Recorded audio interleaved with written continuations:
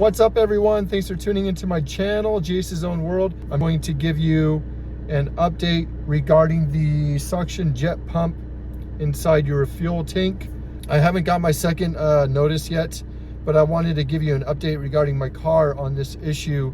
And I know a couple of you have reached out to me and have let me know that they're also receiving the same symptoms on their car that I am, the bucking and also the misfiring and the hesitation and stuff with the throttle and the gas.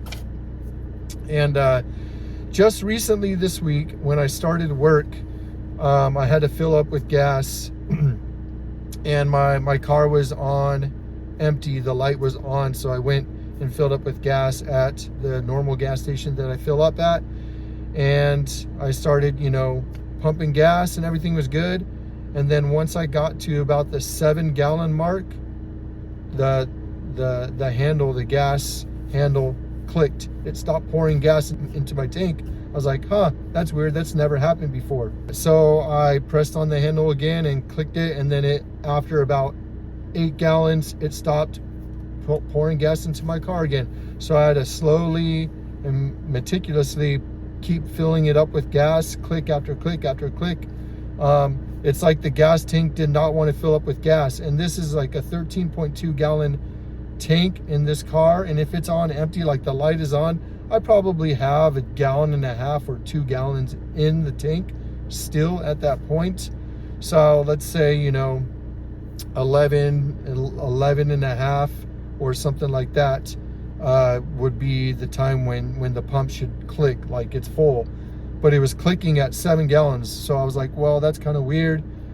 I thought it was a fluke, so I'm like, maybe when I'll go throughout the week and I fill up with gas the next time, I'll go to a different gas station and see if it does the same thing. So today I had to fill up with gas. The light came on again. I filled up. So, the last time I filled up was like 3 days ago.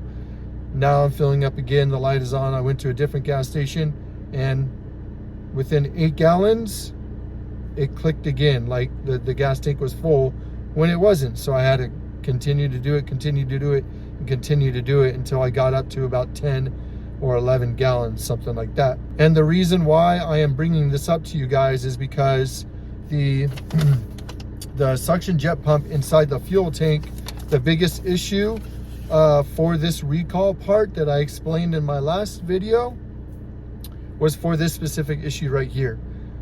People are having difficulty filling up their tanks. Like some people, they'll put 2 gallons into their car and the gas pump will click, acting like the tank is full when it really isn't. It has like 10 more gallons to go. So I think that my suction jet pump to my fuel tank is on its way out, and probably has been on its way out for a while now, and that might be in relation to why my car is bucking and why my car is having some hesitation issues on cold drives and stuff like that. I'm going to explain the symptoms that my car is having to make me believe that it is the suction jet pump in the fuel tank that is causing all the issues on my car right now. Number one, as I explained earlier in this video, I'm having a difficult time filling up the entire gas tank, and it might be getting worse with time. So that's the main reason, the main thing that I know that the suction jet pump is going out on this car, because that is the number one issue that people have. Number two, I'm having fuel vapors in my car, and they're becoming a lot more, and it's not very fun when you're driving a lot with fuel vapors in the car all the time. And so that's the second symptom. Number three, I'm having very low gas mileage. I'm getting about 3 to 4 miles per gallon in the city, less than I was just 2 weeks ago. And so I know that this issue is becoming even more extravagant. Number four, I've been having a bucking issue for the last few years. So I don't know if that is directly related to the suction jet pump in the fuel tank, but it is very possible that it is related. Number five, I've been having the hesitation and the misfiring in the morning on the first drive on a cold engine. that, like I've explained that in videos before this, that if I press on the gas too much, it will throw an EPC light, but I can remedy that by not pressing on the gas too much and just kind of working my way up, or turning the car off and on again, and that will usually reset everything. Sometimes not, and it seems to be more so often now that I actually have to stop the car and let it settle for a minute or two and then restart it to kind of like reset the whole like fuel, everything that's happening with it. After that, the car drives fine the rest of the day, and it doesn't do that. And lastly, number 6, I have been having some issues with the car staying started upon starting the car. So what I mean is, I'll turn the car over and it will start just fine, you know, 1-2 clicks and it will start, but then it will be like and it will like almost like want to fall on its face and die on its own. What I do right now to remedy that is I give it some gas when I start it, and that usually fixes it. But if I don't give it any gas, then the car seems to want to stall on its own.